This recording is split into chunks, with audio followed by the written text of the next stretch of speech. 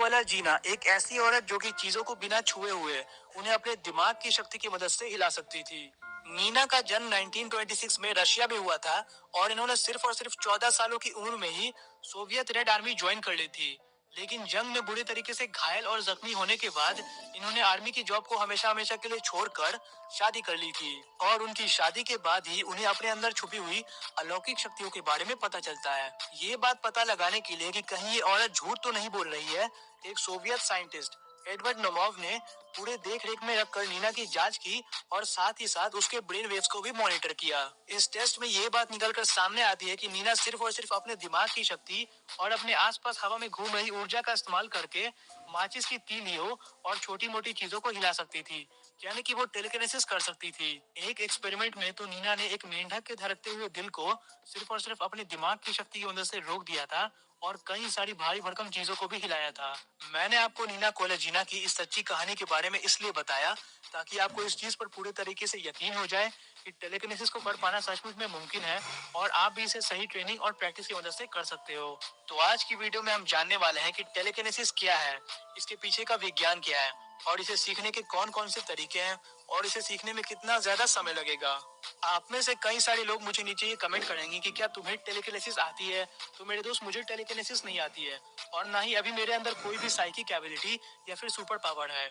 तो अब आप मुझसे ये कहोगे, जब तुम्हें खुद ही नहीं आता है तो फिर तुम हमें कैसे सिखा सकते हो। तो मेरे दोस्त, ये जो बातें मैं आपको बताता हूँ ये मेरी खुद की नहीं है बल्कि उन लोगों की खोजी हुई और बताई हुई बातें हैं जिन्होंने सचमुच में इन शक्तियों को हासिल किया था। जैसे कि आप इस चीज को इस तरीके से समझ सकते हो कि मैं खुद तो स्पेस में नहीं जा सकता हूँ, लेकिन आपको गूगल पर रिसर्च कर ये जरूर बता सकता हूँ कि स्पेस में जाने के लिए आपको क्या क्या करना होगा।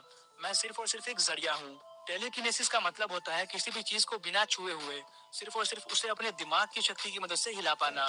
टेलीकिनेसिस जो शब्द है ये दो वर्ड्स को मिलाकर बनता है। सबसे पहला है टेली, जिसका मतलब होता है दूर, और दूसरा है किनेसिस, यानी कि किसी भी चीज को मूव करना या फिर हिलाना, यानी कि किसी भी चीज को दूर से हिला पाना।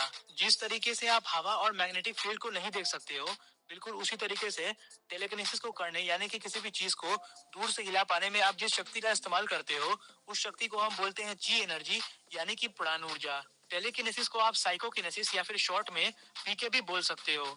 कई सारे रिसर्चर्स और लोगों का तो ये भी मानना है कि टेलीकिनेसिस जो है वो एक ऐसी शक्ति है जो कि आज से कई हजारों साल पहले हमारे पूर्वजों और कई सारे लोगों के अंदर छुपी हुई थी और हमें सिर्फ और सिर्फ सही ट्रेनिंग और प्रैक्टिस को करके फिर से इसे बाहर निकालने की जरूरत है। वैज्ञानिकों ने रिसर्चेस में ये बात पाई है कि हम इंसानों का दिमाग जो है वो इलेक्ट्रोमैग्नेटिक वेव्स पैदा करता है और ये जो वेव्स होते हैं वो सिर्फ और सिर्फ हमारे दिमाग के अंदर नहीं बल्कि हमारे दिमाग के बाहर भी घूमते रहते हैं और बाहर की दुनिया पर भी अपना प्रभाव डालते हैं और ये चीजों को बिना छुए हुए हिलाने यानी कि टेलीकिनेसिस को सीखने का एक जरिया हो सकते हैं। सिर्फ और सिर्फ हमें इन दिमागी तरंगों को अभी से कई हजार गुना ज्यादा मजबूत और तेज बनाना होगा। क्वांटम फिजिक्स को जब आप पढ़ोगे तब आपको एक टॉपिक मिलेगा जिसे हम बोलते हैं क्वांटम इंटेंगलमेंट।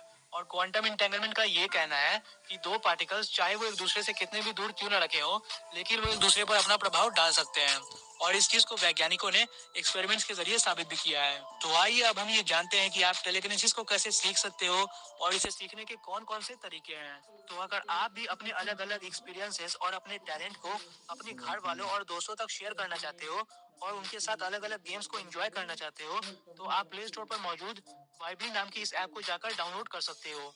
इस ऐप का लिंक आपको नीचे डिस्क्रिप्शन में मिल जाएगा। टेलीकिनेसिस को सीखने के लिए आपके फोकस यानी कि किसी एक चीज पर लंबे समय तक अपने ध्यान को लगाए रखने की जो शक्ति होती है उसका काफी हाई होना बहुत ही जरूरी है। एक चीज जो कि हमें टेलीकिनेसिस को करने और सीखने से रोकती है वो है हमारी लिमिटिंग बिलीव्स।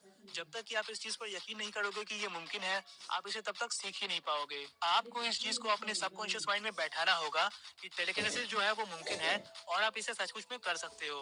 और अपने सबकॉन्शियस माइंड में किसी भी चीज को बैठाने के लिए आपको उसे बार बार रिपीट करना होता है। तो आइए अब हम टेलीकिनेसिस को सीखने के स्टेप्स और तरीकों के बारे में एक एक कर पूरे डिटेल के साथ जानते हैं।